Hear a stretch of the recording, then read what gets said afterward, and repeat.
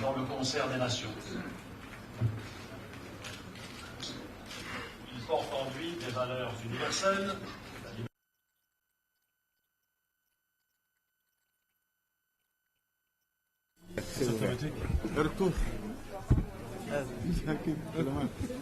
Nous venons de tenir une réunion, la réunion du partenariat de Deauville, qui a été particulièrement fructueuse, positive et qui a surtout démontré la volonté de tous les partenaires de s'engager résolument dans ce partenariat.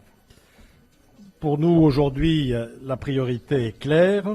Il faut aider les pays qui se sont engagés dans des réformes économiques et politiques profondes à réussir ces réformes. Je les ai cités à l'instant, la Tunisie, l'Égypte, le Maroc, la Jordanie et désormais la Libye, enfin libérée du joug du colonel Kadhafi.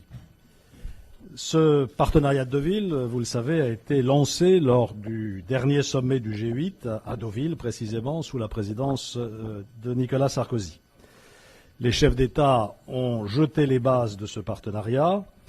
Les ministres des Finances et les institutions financières ont défini une enveloppe à la hauteur des enjeux pour la période de 2011-2013. Au total, à l'heure actuelle, nous sommes parvenus à mobiliser environ 80 milliards de dollars dans le cadre de ce partenariat, dont 38 milliards de dollars pour les institutions financières internationales et des participations bilatérales extrêmement importantes. Ce montant peut être appelé à croître dans les mois qui viennent. Pour ce qui est de la France, agence Reuters. Driven. What's happening now in our countries, as I said, is something exceptional, which needs exceptional way of thinking out of the box, and exceptional measures to deal with it. Time of the essence. Our people have very high hopes, and they need to see results on the ground. And I think through the Deauville partnership, along with other measures, we can fulfill the aspirations of our people. Thank you.